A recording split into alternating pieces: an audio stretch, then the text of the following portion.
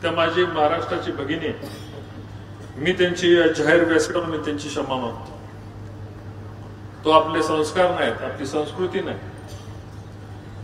आपण राजकारणामध्ये उतरल्यानंतर आपलं चरित्र हे लोकांचं चरित्र असतं, पब्लिक कॅरेक्टर असतं.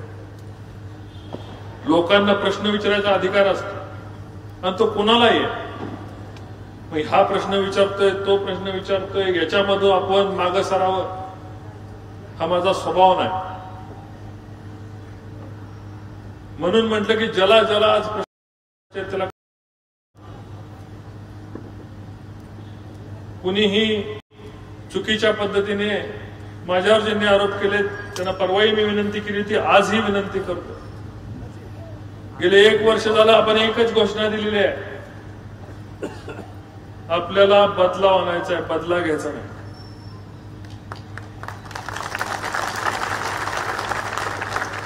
रणजित निंबाळकर बदला घेत नाही म्हणून तुम्ही माझ्या बरोबर आहे, चुकीचं वागत नाही म्हणून बरोबर आहे.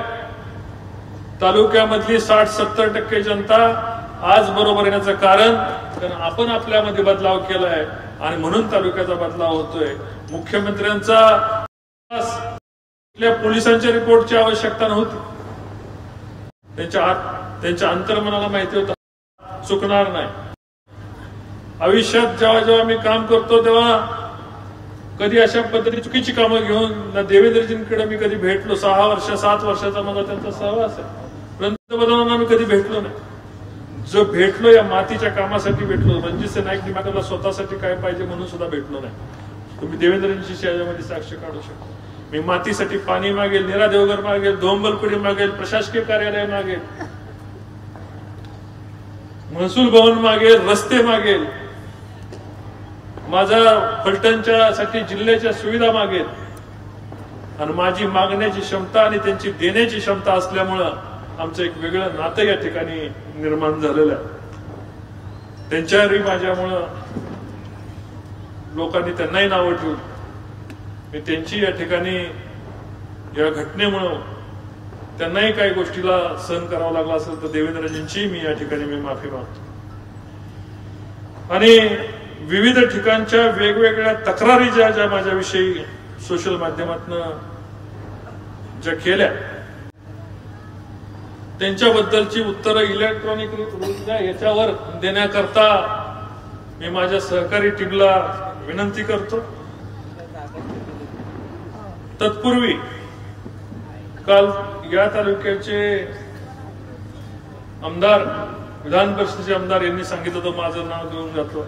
मी आज जाहीर सांगतो, मला तुमच्याबद्दल तुम्ही चॅलेंज केलं हे सांगतो. या तालुक्याची बदनामी झाली ते तुमच्यामुळे झाली.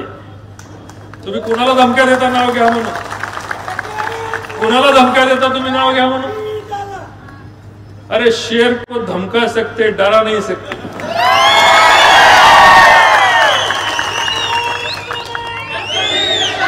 तुमच्या कर्तुतींचा पाडा वाचायचा असेल त्याला ही सभा पूर्ण नाही, त्याला पुन्हा यशवंतराव चव्हाण हायस्कूलला जावं लागेल.